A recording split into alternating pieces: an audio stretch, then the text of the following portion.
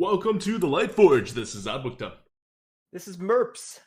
We are about 2 weeks into the Boomsday meta. Hopefully, you guys have been doing well in your runs. By now, the cards should be familiar. The meta should be, somewhat familiar. And as for cards, we're not seeing too many of them, but as of now, you should know like basically all of it. So nothing should come as a surprise anymore. Yep. It's also like we said last time, right? There's not a lot of boom in this Boomsday meta. There's just kind of a lot of 12.0. So on the bright side, 12.0 is great. It's kind of like as advertised, and it slowed the game down, made it not constructed level decks. You're seeing the number of spells. Like it's not like all these spells disappeared from Arena. Like when I'm playing, I still see my opponents do all kinds of spells. I just don't see them do like 3 of them in one run ever. Like before, it wasn't like every time I faced a mage, I was going to get blizzarded 3 times. But it happens like once every 2 runs. Now it just never happens. You get blizzarded once every like, I don't know, 3-4 mages you face. Why? Because it Yeah. gets offered to mages like once on average, which means that maybe half of them take it, probably less than half of them, about a third of them take it, and then they actually see it in the game. They actually draw it in the game about half of that time. The days of the Blizzard followed by Blizzard followed by Blizzard are over, and I'm very, very thankful for that. First, let's get something out of the way. Congratulations to the top arena players and constructed players, wild players, etc. All the top We don't players care about from constructed and July. wild players. But if we look at the arena leaderboard in July, I want to give a shout out to the top 10. Number 1 is Wangsty with an average of 8.47. A good amount over second place, who is Jelly Banana with 8.23. Followed by Gift, Chow, Jake's the Best, Raymond, and then it was Crip, aka Okay, I was about Lettuce to King. say, do we know any of these people? Is it all new people? That's pretty exciting. No, we have Crip at number 7, Tachi at number 8. To be Mm-hmm. fair, number 5 through number 9 are all tied at Mm-hmm. 7.93. And then the last person within that group is Middle, and number 10 is Give Me 4. We also have some familiar faces pretty close to that as well. We have Tex at number 12 and Dreads at number 15 with 7.83 and 7.7 respectively. So lots of familiar faces still. Once again, I say this quite often when we do this, but when you look at this, there are no sort of excuses for you saying like, it's just luck, because I'm unlucky, I can't get on this. We see people like Tachi, Tex, and Dreads consistently get very high on the leaderboards. It just goes to show you that while any given game can be swung by RNG, either way, um, 30 runs, very consistent. If you believe that you are a leaderboard player, you can get there and you can get a consistent high ranking as well. So, keep on going for it. Keep on improving your play. And one day, we hope to see you guys within the top 30, top 20, top 5. Who knows? Yeah.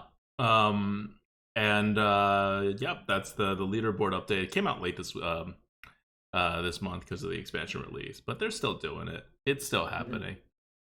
Okay.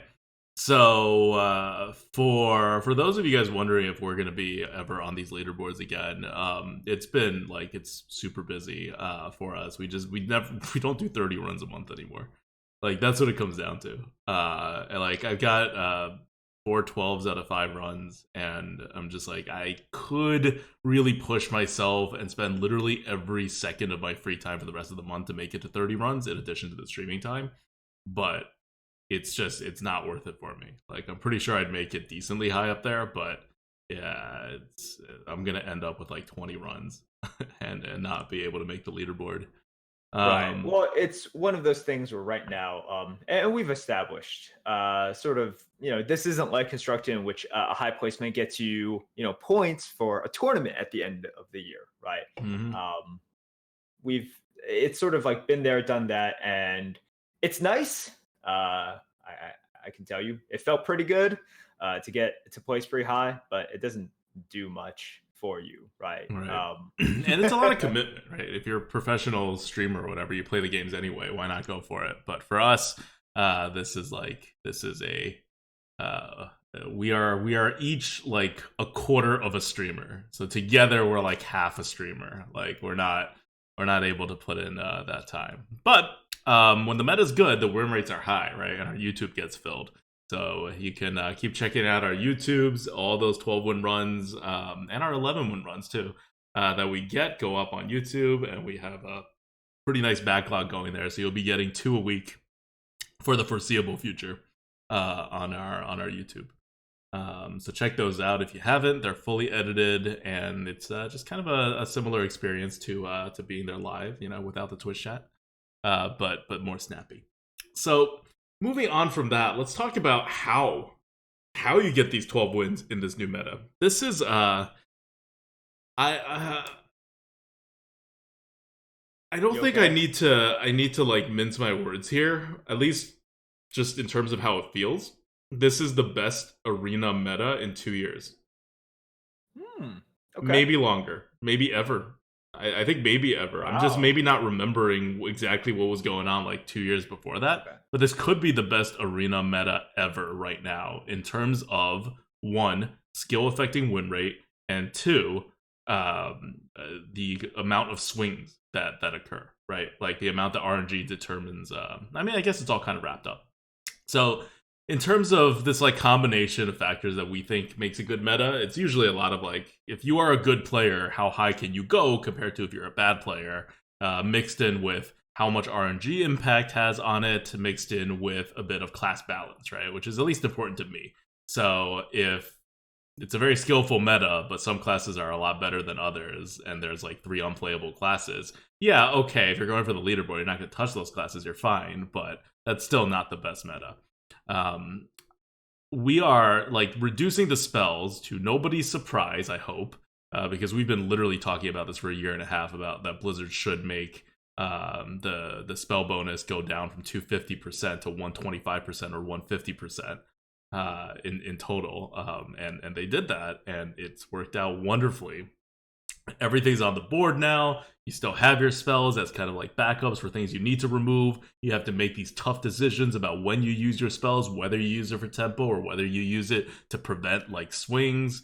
You have to make tough decisions in drafts again, instead of just taking all these ridiculously like overpowered like things repeatedly. You have to say, oh look, if I don't take my steed here, I may not get another steed, right? And it's steed against Vine Cleaver, so that also means if I don't take my Vine Cleaver here, I may not get a Vine Cleaver this run. Am I a steed deck or am I a Vine Cleaver deck? Which one's more important to me? Rather than, I'll take a Vine Cleaver here and get a steed later.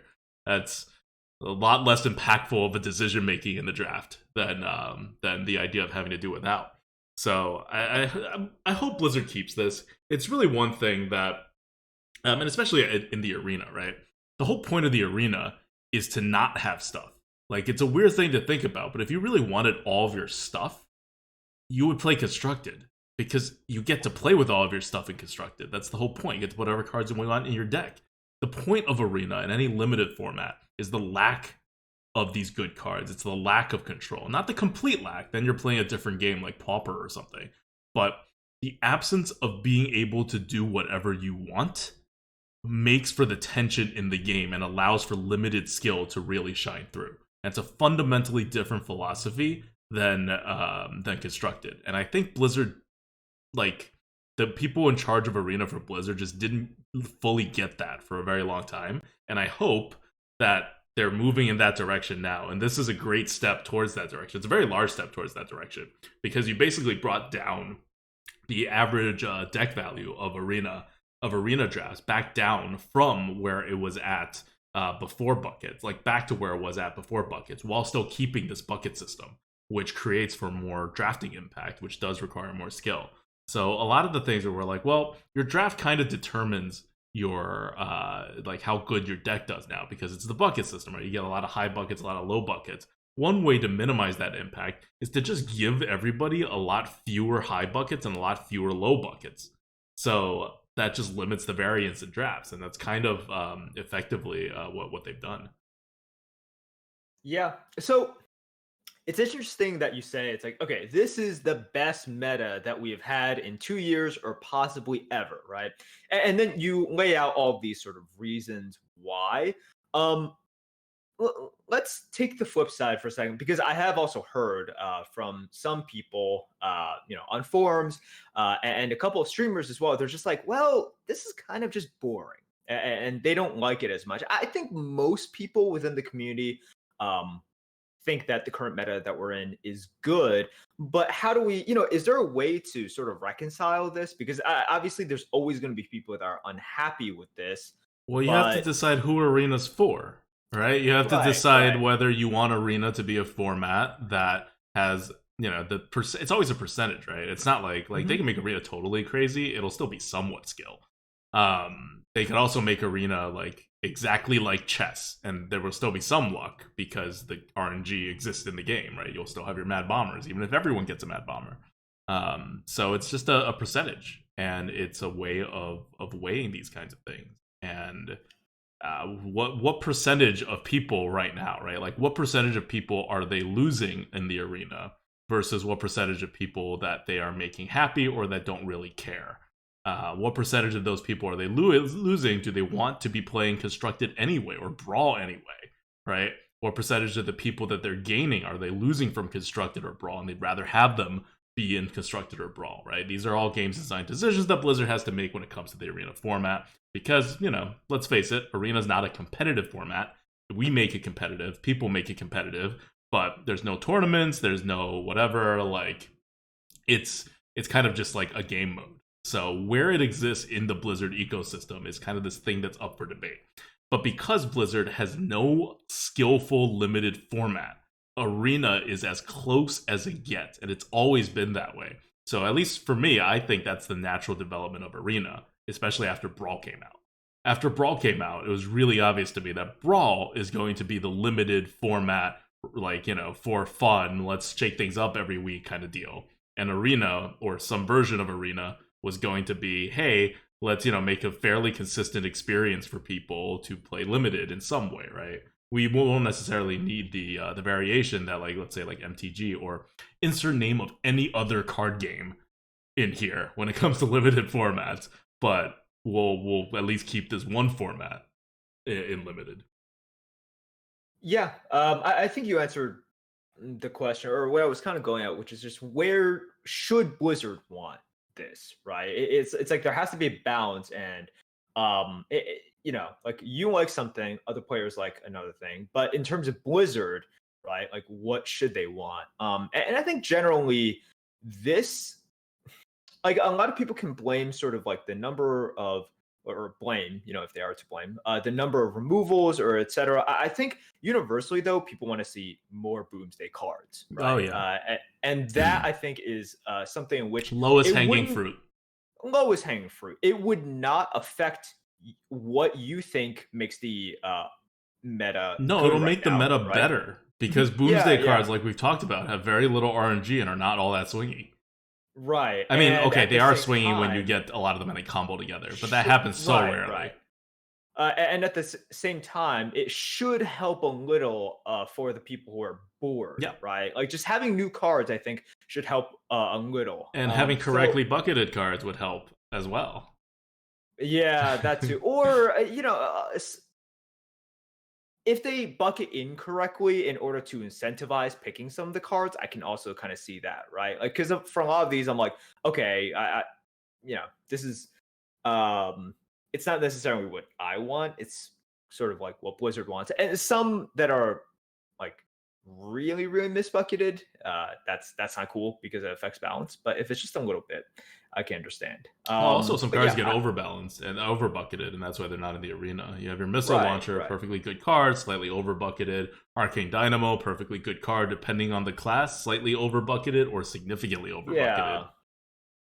So with this stuff, I do hope to see more of the new cards. But otherwise, in terms of like number of complaints, I don't see that many. So I agree. I think this is overall a pretty good meta. You don't see the complaints because they've gotten the core part of the game down. If you're playing Hearthstone, you have fun playing Hearthstone. Like, I don't know why they keep feeling like they have to sell Hearthstone, but Hearthstone itself is fun, or it should be, right? Or else their artists and their animators are not doing a good enough job. When it comes to the mechanics, the only thing that's more fun or less fun outside of potentially like RNG or something when it comes to a limited format, again, not constructed, no one's building the craziest combos here. The thing that's most governing whether something is fun or not is how the meta looks, and that only goes to skill and complexity. Like there's very little loss here. The people who are complaining that the meta is boring is not saying, oh, the meta is boring because I see too many like Yetis or anything. You don't see that many Yetis, really. The people who are complaining it's boring are talking about Boomsday cards, which are frankly not terribly exciting in the arena. And they won't be terribly exciting no matter how you bucket them, and they won't be terribly exciting no matter how much you see them, except maybe mechs, right? Like if you see more mechs, they have a network synergy thing going, and then mechs will be like more of a thing. And even then, that's like a low amount of what people think is exciting about this game in the big picture, right? Like if you were a game developer or a game mode developer, and you're trying to figure out what to do with this game. So let's jump in from that into the nitty gritty. You listen to the Lightforge podcast not just to think, oh, does Odwick like this meta, or like, oh, what's the leaderboard like? You listen to us partly, I hope, in decent part also because you want to get better in the arena. And this is a new meta, and I think we jump into metas pretty well normally. Like our win rates are kind of stable.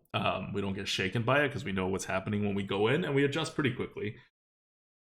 I don't know if we're the best people when it comes to taking advantage of a specific thing in the meta or anything, but at least this meta, like we've jumped to like amazing starts.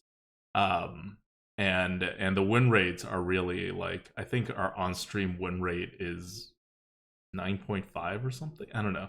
It's a pretty high win rate right now. We've been playing all the classes evenly. So besides the very first tip, which is to use Rogue always, and then use Druid next, I think those are pretty uncontroversial tips. They seem to be very powerful classes. We're going to talk about what actually changed in 12.0 from your perspective, right? From the perspective of the player, and how to make things, like how to adjust to it as a player. So take a step back from what's happening in the big picture. Take a step back from what's happening specifically with any cards and with Boomsday cards, and let's just talk about what you'll see. So I'm going to talk about this in terms of the tier list update, because we're having a tier list update. It's going to come up, if not tomorrow, then on Tuesday morning. It's going to be a really pretty big one, because we realized we haven't adjusted. Like, we adjusted for 12.0. We knew it was there. We adjusted for it, but we didn't adjust for it enough. 12.0 changed fundamental parts of the arena, and once you pick up on these, you'll do a lot better. So the first thing that it fundamentally changed is that the entire game is now more tempo focused. And we're not just talking about curve, which I looked at and I was like, curve is a little more important, but not really. And so there wasn't anything fundamental that changed besides how cards worked. The big thing that changed is smaller mana cards are actually just better now than they were before, and higher mana cards are just worse, even though I will argue that the average game length has not actually gotten faster. There's a lot of games that stall out. There's still a lot of your big taunt. I mean, Giggly Inventor is the number one card, right? That's like the definition of, oh, you played this? Well, now the game's going to go for 2 turns longer than it would have otherwise. Oh, I'm going to play it too. Now it's going to go on for 4 turns longer. But if you miss playing something on a turn, if you don't have the flexibility to be using your mana on those mid-game turns, you're actually like very significantly behind now compared to the metas that have happened in prior times. We've actually adjusted the tier list to redo one of the fundamental parts, which is how mana and how which turn you can play a card affects the rating of the card. So like all the cards are going to move, and it's going to favor the lower part of the curve.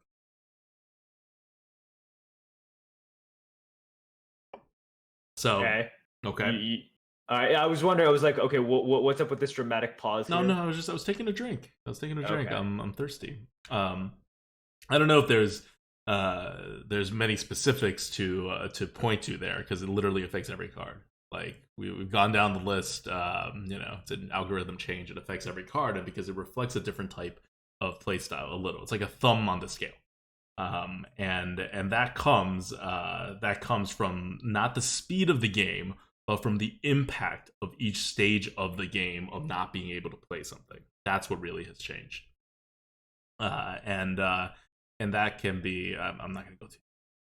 Okay, let's go on to the second point. I have 3 points here to make, and if you internalize this and adjust your game accordingly, you'll do better.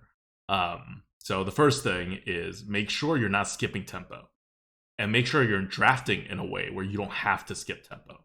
And I don't mean like you absolutely need a 2-drop or you absolutely need a 1-drop. I had a priest run with like literally 3 playable cards on turns 1 and 2, and it went fine.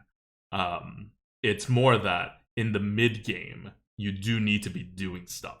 And if you have a lot of cards that are 7, 8, 9 mana, you're not going to do as well in this meta because you need to be doing stuff. You have more turns than you used to, but you have to make this turn 3 to turn like 8 area really count in the arena. Okay, so the next thing for this is snowball win condition. I'm going to capture this. Is kind of like deep fried meta stuff because if you go back far enough, we talk about snowball. Back in the TGT meta, it was like the dominant thing that was happening. Like you had to understand how snowball worked, or else Murloc Knight was going to wreck you. Snowball's back, and snowball's back because removals are down. Removals aren't even down that much. Like the best removals are down. Your actual amount of initiative in each deck is only slightly lower than it was before Boomsday. But the quality of your initiative and the impact of your initiative is much lower. So you can think of it as if you used to have like 10 to 12 cards with initiative, now you have like 8 to 10, which is not, that means you have like 1 less card with initiative that you draw a game. That's not the hugest impact. But the average tier score of your cards with initiative has probably dropped down from like a 140 to like a 110. Like, or a 120 at most. It's a huge freaking difference in the quality. So rather than, and when you have initiative cards that are really good, what you're basically doing is you're giving control to the player who's not on the board. Or you're wiping out the benefit of the player being on the board. Because if you're using initiative and those are your good cards, they cause the counter swings. So if you're off the board, you can get back on the board faster. If you're on the board, you can push whatever your opponent does, but then you have too much tempo. And you have to find a good way to do something with it, which is why prior to Boomsday, you hear us talk a lot about, card draw is so important, right? Card draw is the most under-bucketed thing. Card draw. On the other hand, before the bucketing system existed, me and Merps are like, why would you draw cards? It's like people overvalue drawing cards. And it's because Blizzard changed things, right? So now, once again, card draw is not as important. And it's not as important because you need the tempo on the board instead of the card draw. Yeah, and I mean, we keep on saying if you're on the board, you can turn your initiative into cards, right? Mm-hmm. The fact that you can choose which minion to attack, and you can put your opponents in difficult situations and preserve your minions, that is card advantage in itself. So that's something that a lot of people look at their deck, and you'd be surprised if you just curve out well and trade well. You will gain cards even if you have zero actual card draw within your deck. Yep. So this is all, and if you're looking to see like how the meta shifts, this is all caused by lower quality of removal. It feels weird to be like, the low quality of removals is lower now, so card draw sucks more. You're like, what? How are those things connected? But that's the chain of causation, and that's where we end at. Card draws, the same card draws you were playing before, your arcane intellects, your sprints, your whatever you're using to draw your cards, all worse now than they were 3 weeks ago. Okay, so tempo focus, all of that. Okay, removals are down. Because removals are down, you now get into the next phase of how this meta works, which is that the board is easier to protect, right? Now we're getting into the snowball part. If you can protect your board more easily from removals because there are fewer removals, and if your thing does get removed, your opponent doesn't actually catch up. So there's a difference between like, I use 5 mana and remove 10 mana of your stuff. I have used a removal, and I use 6 mana and remove 5 mana of your stuff. I have used a removal, right? In one case, you're screwed. In the other case, you're totally fine, right? Whenever we say, oh, that's fine, so we mean. Like, sure, they did something I'd prefer they didn't do, but he's my opponent. He's going to do things I don't like. As long as it's within bounds, it's fine. And now the removals are all more within bounds.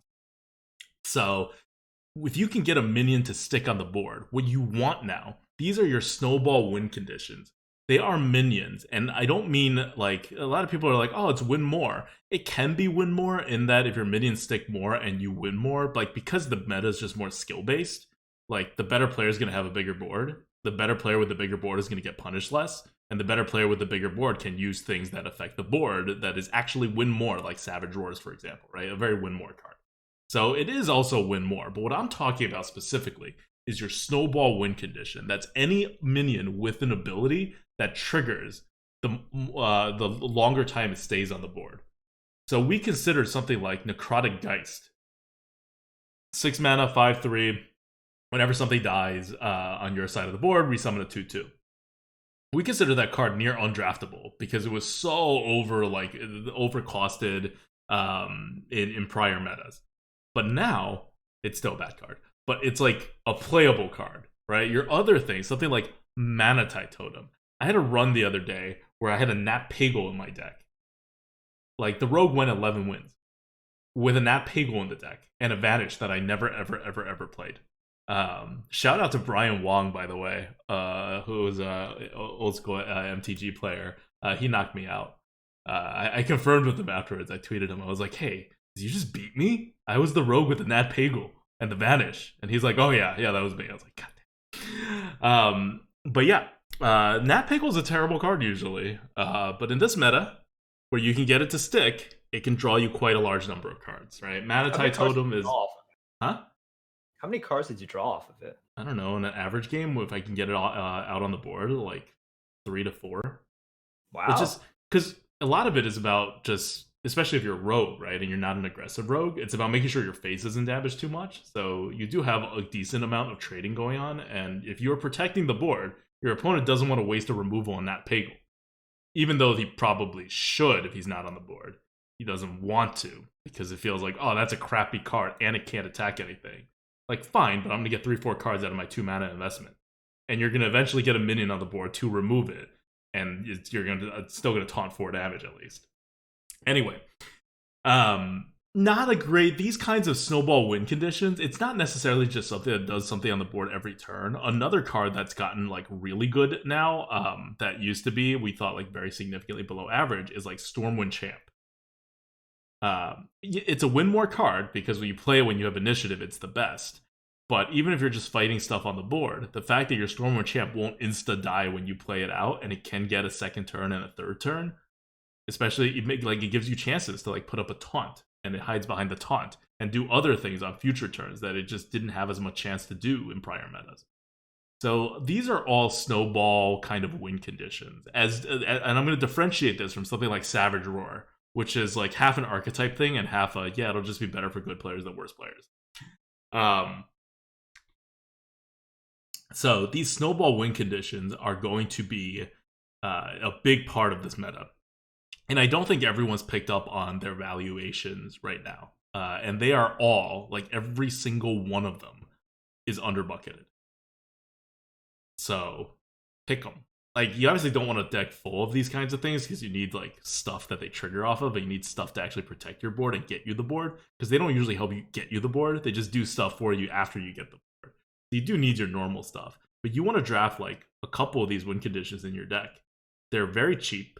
You don't have to waste like your high bucket removals on them, and they actually win you the game. Whereas your high bucket removals may be really good cards, but not a lot of them are actual win conditions, right? Like if you play a Flanking Strike, it's very good.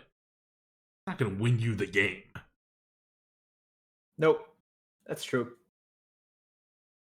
So I think that's a good summary of sort of what the meta is right now. Let me pose you a question that I think a lot of people who aren't such a fan of the meta kind of use as an argument. Okay. Before we get there, then, let me finish my list. I have 3 things on the list, right? 3 things on the list. First one is the tempo focus and smaller mana cards, even ones not on curve. I'm talking about cards like Hallucination, right? Like they are better now than they were in the prior meta. 2 is it's easier to protect the board, so snowball kind of metas are better. And on the other hand, you want to make sure that you're on the board to be able to make sure your opponent doesn't just protect the board. So cards like card draw cards are a lot worse. And so the third one is that there are fewer larger targets, period. Because whether you know this or not, whether you're purposefully like doing this because you listen to this podcast and you're saying, okay, tempo focus means we need lower mana cards. Lower mana cards mean smaller cards in general, right? Or card draws, but we think card draws are a little slow and bad, so it's just going to be a little more like up-tempo. And you kind of put it all together and you just kind of get this deck. But these are the decks that are successful at higher wins. So when you hit 9 wins, you're just going to see all these decks that are lacking this one thing, and that is large targets. So your hard removals are worse than they were before. More specifically, a card like Shadow or Death, which we used to rate as I think like the best card in Priest in the prior meta, is going down like 40 points. Because we've done the math on this, and the decks that are going to appear, and again, all of our algorithm in terms of the tier list, it works formula-wise, right? It looks at offering rates, it looks at what should be in the meta. It's not looking at win rates, it's not looking at like, we don't have stats on what players are actually playing, but we know that the successful decks, which is the decks that you care more about, like we know what decks are successful, which we can determine what cards are better or worse. And Shadow or Death is getting knocked down. That's the most stark example because it literally can't be used on anything with below 5 attack. Your hard removals are not going to go down as hard, but the same kind of like idea, right? You'll get less use out of it. Okay, now you can ask your question. Okay, so we've established a few things. Number one, the game is more sort of tempo oriented, right? Mm-hmm. Small cards are a little bit better. Generally, snowball cards are a little bit better, or there is more potential to snowball now, right? These are all things we've established. Now, someone who's cynical about all of this might say, and I have seen this many times, well, Adokta, you say that skill is back in the arena, that it matters a lot, but with all these things that you're saying, isn't it just another kind of RNG, right? Isn't it just the first person that plays a 1-drop? Aren't they super favored to win? So aren't we just shifting RNG from sort of the cards to just who goes first? And it's sort of like, well, no, it's a tempo meta. It's not a curve stone meta. The curve hasn't gotten any better than it used to be. I was just talking about a run where I had 3 like cards that were 1 or 2 mana and playable on curve, right? Like that's in the curve stone meta, that deck would be dead. And when I was playing that deck, I was like, I don't know if this is going to be okay, because this is not just like bad on curve. This is like not even close to attempting to do anything in a game that was really much more on the board. And it turned out fine because what mattered more is that mid-game tempo. And if you can get your mid-game tempo back in the mid-game, you're fine. In the same way, if you don't start off very fast, you just start off with a normal 2-drop, your opponent has a 1-drop, they have a little bit of an edge, you can get it back in the mid-game. That's what I mean by this is the best meta. I don't look back at TGT or GVG and say, oh, that was the best meta, right? There's a reason I'm saying this is the best meta. Because Curvestone is, in my opinion at least, a little more skillful than, like, let's say, the total mess that the arena was in at the beginning of Witchwood with the Paladin Steed meta, right? Like, I would say Curvestone is more skillful than that. But it's not, like, hugely skillful. This is where tempo matters. Not necessarily tempo on turn 1, because tempo on turn 1 can be overcome, right? There's a difference between Curvestone and tempo. That's not to say curve doesn't get you tempo. It's one of the ways to get you tempo. But right now, it's not the most effective way, because we have so many other cards that get you tempo, and all the early game cards that were very tempo heavy, like your Zombie Chows and your like Haunted Creepers or whatever, they don't exist anymore. Your valuable 2-drops now, as we've seen from like the last like 8 expansions that have come out, are all like card advantage oriented, but are on pace, on tempo. I could go in further into why Blizzard is doing that and how Blizzard messed things up and their whole entire design from before, and now they're fixing it in this like really weird way. But it has the result that is undeniable for the arena, which is that when they've actually changed the offering odds in the arena to something resembling more like limited and less like their weird version of like constructed roguelikes, um, you end up with a meta where it's on the board, it's about skill, there is snowball, but there is also control, and there is also curve, but it's not curve stone. So if you think that if your opponent plays a 1-drop and you don't play a 1-drop, then you lose, then you're playing this meta really wrong. And maybe not even playing, you're probably drafting this meta really wrong if that's your philosophy. Because I could tell you right now, the person who plays the 1-drop does not always win. Not by a long shot in this meta. In GBG, that was much more accurate of a statement. That if someone played a 1-drop, 2-drop, 3-drop, and you like didn't have a 2-drop and you started out on 3, you were definitely losing. There was like a less than 5% chance you could recover from that game. Yep. All right, sounds good. I think that's important to get out there because I have seen that criticism a little, like, quite a decent amount, and it's easy for them to just think, oh, tempo meta just means okay, if you drop the 1, then Well, you win, right? And it's a total sort of just like oversimplification of what this is. like, just to give you an idea of what tempo means, and obviously very few people actually understand the full complexity of tempo. It's just a very complicated like thing. In our algorithm, and our algorithm does not cover every type of tempo. In our algorithm itself, tempo is split. I don't have the exact count, but it is definitely split into a double-digit amount of subtypes.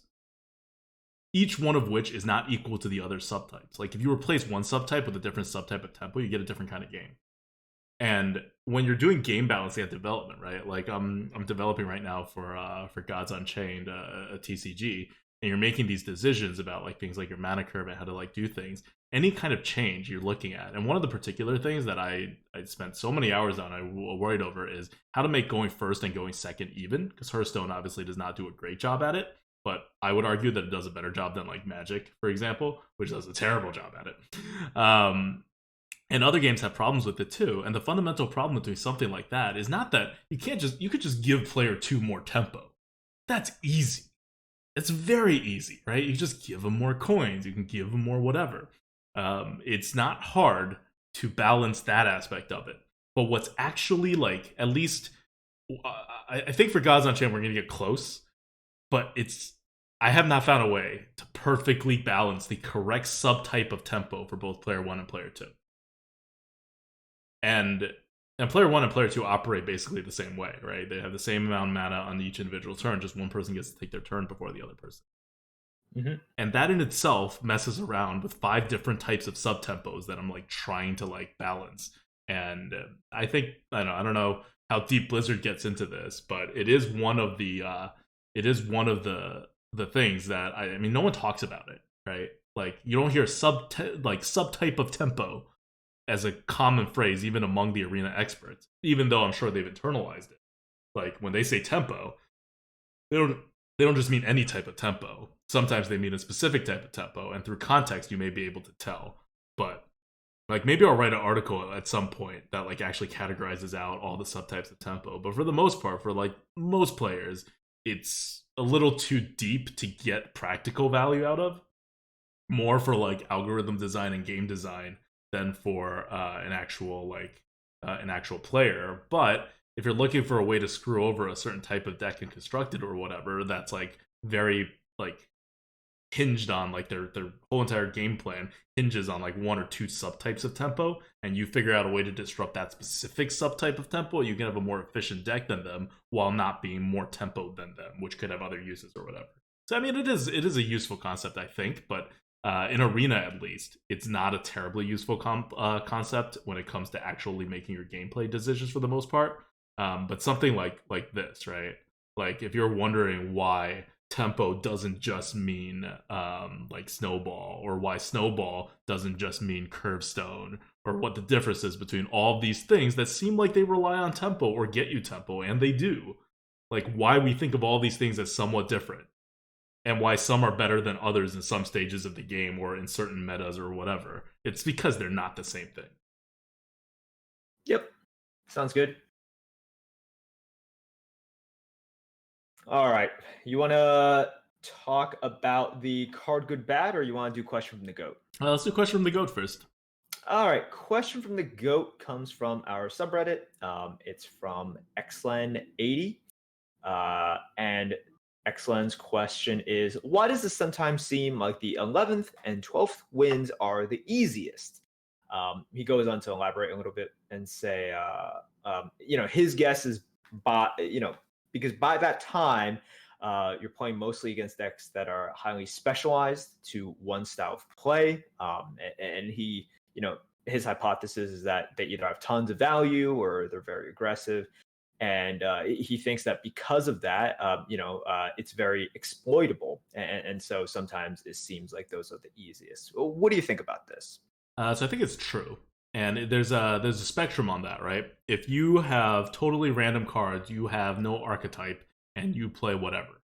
If you have better cards and you're building a more cohesive deck, wins more, you have more of a metagame. Like, I'm looking at it from a constructed perspective right now, right? And if you have actual constructed decks, you do have a metagame. You do have very specialized decks. And what happens in constructed? Win rates are basically 55%, right? And a lot more win rates are determined by what deck you bring than how good you are. And that's always going to happen because decks are getting more specialized. So it's obviously not happening at that level in the arena. Even 12-win decks are not like that much more specialized than your normal like deck that you face at 3-3. But there is a little bit of that going on. And so I agree. You do see some of that. It does get a little more rock, paper, scissory. And the deck you're piloting probably is a bit more specialized than your bad decks. So I agree. I think there's definitely a good amount of truth in that. I will say personally, I don't feel like 11th and 12th wins are easier than like 9th and 10th. I think it just gets harder and harder. Like, I think the hardest win to take down is the 12th win. I don't think it's like the 10th win or the 9th win. I think some of this is a little bit psychological. People expect those to be really hard, right? And it's sort of like they expect those to be this huge challenge at the end. It's like a final boss, right? We jokingly call it a final boss. And I think some people actually expect a final boss experience when really it's just another dude there with a deck that might be good or just might be, mediocre, right? Or they could draw bad. It's not what there's no guarantee of what it can be. But I think a lot of people do think that it's like, oh man, this is going to be dramatic. And I've had games in which it's just very plain, right? And at the end, I'm just like, I don't understand how they got there. And it could be because they had good cards and they just didn't draw them, right? Or they could just be a very good player, but because of the way that it shakes out, their deck wasn't that great. And, once again, they didn't draw that great.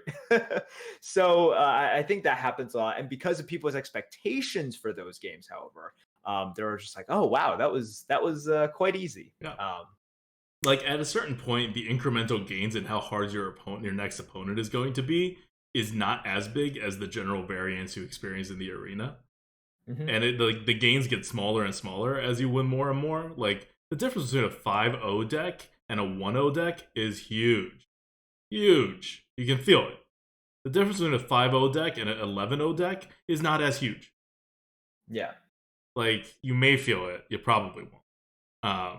So extrapolate that down and you get why your 11th and 12th wins feels a little more like blah than you might expect. But that's good. I mean, at least, I don't know. I don't really want a super final boss experience or else I'd get a lot less 12 wins. Yeah. That's very true. Okay, cool. Should we talk about the boogeyman from the meta? Yes. Okay. Card good bad. Before we get there, question from the GOAT is brought to you by our patrons, patreon.com/grinninggoat. Thank you guys so much.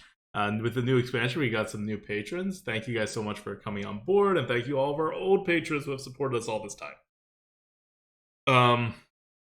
All right. So now we're going to just end this on, I didn't want to talk about it last time because there's so much to talk about when it comes to this card. And we have talked about it a lot, but it is the boogeyman in the arena right now. It is Giggling Inventor at 168. It is a neutral card. It is a 5 mana. Oh, I'm saying this as if you don't know. The 5 mana 2/1 that generates 2 Annoyaltrons, and Annoyaltrons are 1/2 taunts with Divine Shield that are mechs. So it has way more stats than it should. We started it off as the best non-legendary neutral card, tied with Basilisk, right above Primordial Drake. In this next tier list update, I kid you not, it is going to be the official number. Oh no, that's not right because it's higher mana. Okay, it's gonna beat out the Lich King. Let me put it that way.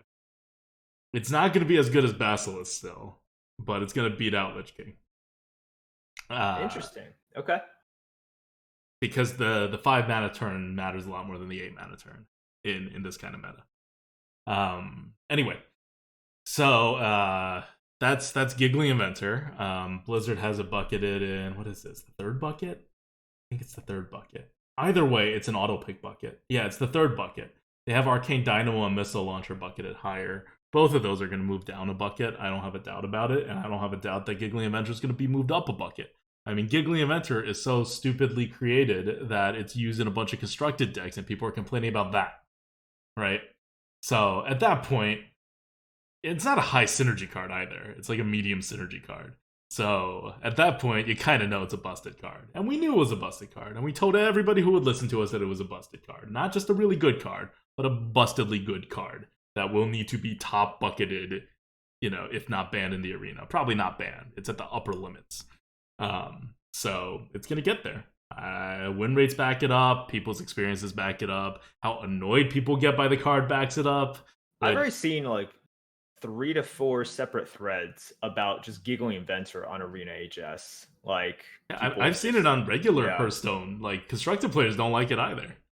Yeah, well, it's being run in a tremendous amount of constructed decks as well. It's just ridiculously good. Yeah. Well, everyone should have seen it coming. I don't know what else to say about that. It's not hard to predict that a card like this is going to be really good in the arena, at least. In constructed, I can see it's a lot more difficult. So it is here. Now, getting away from how good it is and how it's going to be in the top bucket pretty soon, if not in this next update, then in the update after that. Even if it's in the top bucket, you take it, is my point. I don't know when Blizzard's going to rebucket things, but presumably it's going to be sometime next week, and presumably there's going to be a few days of the arena before the Lightforge comes on board again, and, tells you guys this. But I don't care which bucket they put it in. You auto-pick this card, unless you are, desperately missing a curve, or, a reach, or, something that really needs to fit into your deck. Because it is that good. We are actually raising the score relative to most other cards. That's how crazy it is. We came in, we bucketed it as our highest neutral card, and we're raising the score relative to most other neutral cards. Definitely to other 5 mana neutral cards. So yeah. And again, remember our tier list adjustment that we're making in this round is meta-centric. It's from 12.0 offering rate analysis and further digging into that to the snowball implications and things like that. So not based on win rates, not based on anything like that. It's just that's what happens when you have these offering rates. When you have these offering rates, you have a meta where a card like Giggling Inventor is even better than in the prior meta. So let's move on from why this card is really good / this card is really, really good, and let's talk about how you play this card or how you deal with this card. Merps, how do you deal with this card? Let's start with that. Oh, man. All right, so look, there are always the hard tech counters, some of them that you can draft a little bit more highly, right? Or the ones that you should look out for. 2 that people have been talking about. Number 1 is Mossy Horror. Oh. Well, number 1 is Mossy Horror, which removes everything. And number 2 is Blood Knight, which gets you a very beefy 9/9 and takes out the Divine Shield. So both of these are really good options. I know a lot of people have been drafting both of these cards pretty highly. Unfortunately, if you don't have any of them, there's not much you could do. I mean, look, play the way that you. By the way, they're almost auto picks now. Those 2 cards.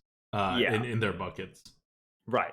Just play the way that you are playing, get your advantage on the board so that you have multiple hits, and you can just try to fight through the Giggling Inventor as soon as you can. It requires 5 hits from minions. If you already have that by turn 5, that means you won the game already. You probably won't have that. So unless you have one of these hard counters, or unless you have some sort of like premium AoE removal of some sort, right? You just have to hope that, it's like, okay, if I have 3 hits, that's pretty good, right? If I only have 1 to 2 hits, it's going to be rough. Like, Yeah. this game is going to get delayed for a long time. So it's one of those cards in which just like try to get as big of an advantage as you can. You've heard this advice before, which was something like, it's kind of like a primordial drake, right? It's like, if your advantage is so high, right, then primordial drake doesn't really matter. But primordial drake is another one of those cards in which it's sort of like, yeah, your advantage has to be huge, and if you were just hanging around and you had like a 6-2 plus like a 5-5, and then they drop a primordial drake, then you might be kind of screwed. So that's basically it. Look out for those tech cards. Once again, efficient trades. Try to make sure that you have the board initiative, and then if they get a Giggling Inventor, and if you can't fight through, you got to live with it. That's it. Yep. No other tricks to play around Giggly Inventor. Get a wide board. Make sure it has more than 1 health, more than 2 health if at all possible. And you should try to hit boards with more than 2 health anyway, because there's not a lot of board killers left in the meta, and most of those are 1 or 2 damage. So it's just a general rule that you should have boards with more than 2 health, at least a good number of minions with more than 2 health, and as wide as possible. And Giggling Inventor is one of those cards that, at the very least, right, it slightly rewards better players compared to worse players. It does shut aggro down much more harshly than it should for a balance card. But when it comes to being on the board, better players are on the board more, and it's easier to deal with it if you're on the board with a wider board. So if you are not on the board and your game plan involves not being on the board for significant stretches, make sure you don't blow your cards that actually counter this card, because it's a very important card in the meta. There are other cards similar to it that are not as good, but any kind of like multi-small minion kind of deals. Like, don't use them for tempo. If you're off the board, using it for tempo is not going to get you back on the board. Instead, you need to protect against these kinds of things that would otherwise just be game winning for your opponent, and they're going to come. So if you're wondering, I think even in the current tier list, but if not in the current tier list, Mossy Horror is number 1 or number 2 among 6 drops. It's going to be number 1, at least in Druid, after the update. I don't know if it's changed too much or anything. We've always considered it a very good card ever since the launch of Boomsday, partly because of how good we think Giggling Inventor is going to be. The other piece, of course, is Blood Knight, and Blood Knight's going to go up a lot. It's going to end up better than a Yeti. It's currently rated worse than a Yeti, and that is because it was not configured correctly for Giggling Inventor, and it was also not doing anything on your side of the board, as we found out when we looked into it more on why the score was low. So that's being bug fixed, and it's being adjusted for Giggling Inventor, because we forgot to count Giggling Inventor as Divine Shield, because it doesn't actually have a Divine Shield. But anyway, all that is going to be inputted correctly now. We fixed the bug, and that card's coming up. So those are the ways to deal with Giggling Inventor. And if you think these aren't terribly great ways to deal with Giggling Inventor, it's 2 very, very specific counter cards. And then it's be good / start off pretty fast before turn 5, right? Not all of which are in your control. You're right.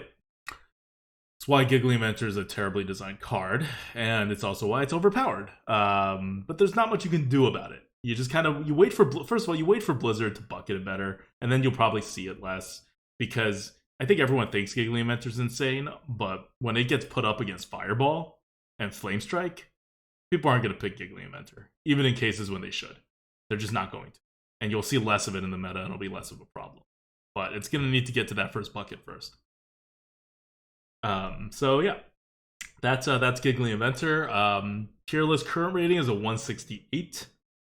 I don't have the numbers for you for the new tier list, but you can check it out when it comes. All the numbers are going to move, so even if I gave you the new number, it wouldn't mean anything. So yeah, that's Giggly Inventor. Okay. Sounds good. One more thing about Giggly Inventor.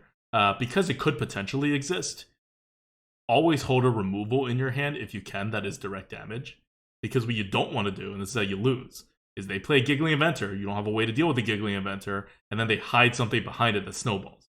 Right? Your snowball win conditions that we talk about, and that's what you should try to do with your Giggly Inventor, by the way. You can even play the Giggly Inventor first before your snowball condition happens because it takes 4 hits to get rid of the taunt part of the Giggly Inventor. Like, it's an insanely stupid card. Don't let that happen to you. So if you have like a Frostbolt and you're like, I'm going to use it for some tempo, like resist that urge if at all possible. Give up a little face damage. This is why when you go up to the better decks, when you're at the higher win rates, they're not very aggressive. They like, even the aggressive-y kind of decks are like trading a lot and like the games are going on for longer than you think they should. It's because they play in a way to prevent themselves from losing to Giggly Inventor. And their decks have to be constructed in a way to allow them to win, even if the opponent plays Giggly Inventor, because they would have faced their share of Giggly Inventors by the time they got there. So, I don't know, but I have a suspicion that people are overplaying their direct removal. If you have something like a weapon or something, right, or like a rush minion, whatever, that's not going to get you through a Giggly Inventor anyway. But if you have something like a Frostbolt or whatever, like you wanna value those a bit more highly these days. All right. I think that's it for this week.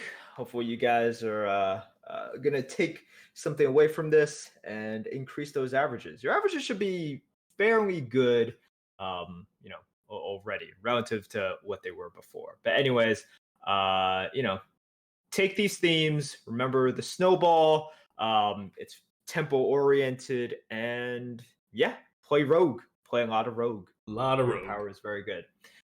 So I think that is it for this week. Take us home, Adwicta. Until next week, this is Adwicta.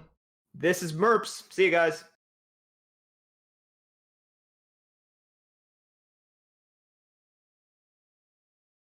All right, we're playing Warrior next.